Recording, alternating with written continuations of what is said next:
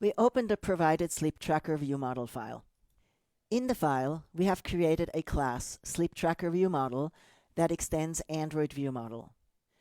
This class is the same as ViewModel, but it takes the application context as a parameter and makes it available as a property. We are going to need this later. Our ViewModel needs access to the data in the database, which is through the interface defined in the DAO. So we pass in an instance of the Sleep Database DAO. And we need the application context so that we can access resources such as strings and styles, so we have to pass that in too. And then we pass this up to the superclass as well. Next, we need a factory to instantiate the ViewModel and provide it with the data source. We open the provided Sleep Tracker ViewModel factory.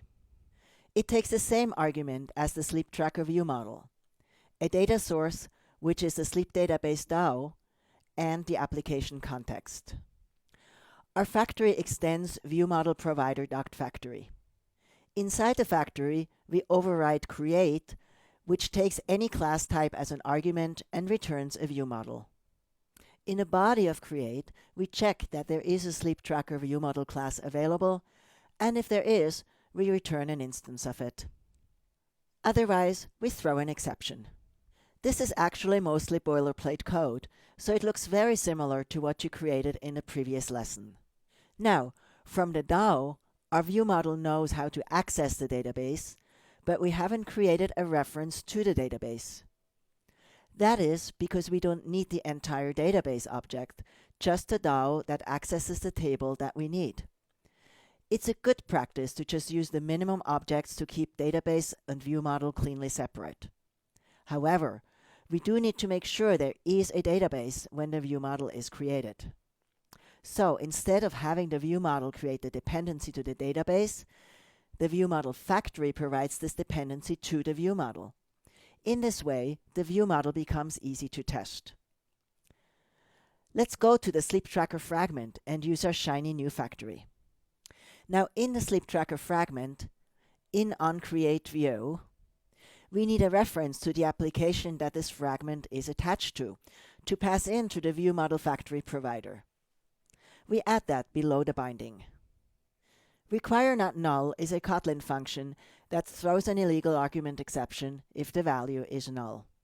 Next, we need a reference to our data source via a reference to the DAO. Now we can create an instance of the Sleep Tracker ViewModel factory, and we need to pass it the data source as well as the application. Now that we have a factory, we can ask the ViewModel provider for a Sleep Tracker ViewModel. We pass in our ViewModel factory and request an instance of the Sleep Tracker ViewModel. Okay, now that we have a ViewModel, we also need to finish setting up our data binding. And we need to connect the ViewModel to our user interface. Still in onCreateView of the Sleep Tracker fragment, we specify the current activity as the lifecycle owner of the binding. This is necessary so that the binding can observe live data updates. Our layout needs to know about the ViewModel, and then we can reference functions and data in the ViewModel from the layout to display live data. In Fragment Sleep Tracker, inside the data tag, we create a variable that references the ViewModel class. Following naming conventions, we give it a name of Sleep Tracker ViewModel and a type of the fully qualified Sleep Tracker ViewModel class name.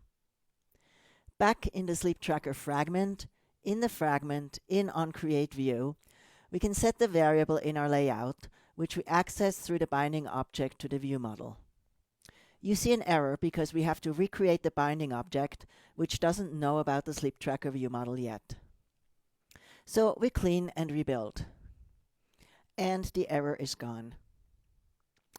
So this is a lot of piping and tubing that we added to architect our app. None of it is visible when we run. Now, all the setup work really comes to shine in the next section, where we are going to add the click handlers and data stuff.